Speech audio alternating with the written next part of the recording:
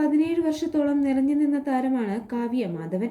മുൻപ് 2009 നിശാൽ ചന്ദ്രയുമായി നടന്ന തന്റെ ആദ്യ വിവാഹത്തിന് ശേഷം ഒരിക്കൽ നടി അഭിനയ രംഗത്ത് നിന്നും വിട പറഞ്ഞു. പക്ഷേ ആ ദാമ്പത്യത്തിന്റെ തകർച്ചയ്ക്ക് ശേഷം പൂർവാധികം ശക്തിയായി സിനിമയിലേക്ക് മടങ്ങിയെത്തി കാവ്യ. എന്നാൽ ഇന്ന് നടൻ ദിലീപിന്റെ ഭാര്യയും മഹാലക്ഷ്മിയുടെ അമ്മയുമായി സ്വസ്ഥമായി കുടുംബജീവിതം നയിക്കുകയാണ് നടി. 2016 വിവാഹിതയായതോടെ സിനിമാ രംഗത്തോട് വിട പറഞ്ഞ കാവ്യ എന്നും അപൂർവമായി മാത്രമാണ് ക്യാമറകൾക്ക് മുന്നിൽ എത്താറുള്ളത്. അഭിമുഖത്തിൽ കാവ്യ മാധവൻ തന്റെ കുടുംബജീവിതത്തെക്കുറിച്ച് മനസ്സ് തുറന്നിരുന്നു.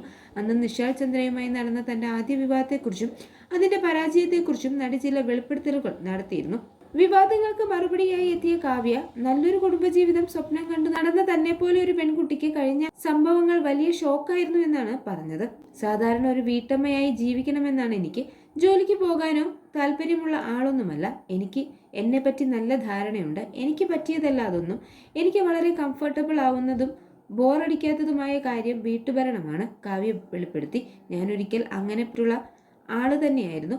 പിന്നെ ഓരോ യോഗം ഉണ്ടല്ലോ, ഇനി സിനിമാ ജീവിതത്തിൽ ഉണ്ടാവില്ല എന്ന് വിചാരിച്ചിട്ട് പോയ ആളാണ് ഞാൻ. ഞാനിങ്ങനെ എവിടെയും പറഞ്ഞില്ലെങ്കിലും പക്ഷെ ദൈവത്തിനെല്ലാം അറിയാം. ഞാൻ തിരിച്ച് ഇവിടേക്ക് തന്നെയല്ലേ വന്നത്, നടി പറഞ്ഞു.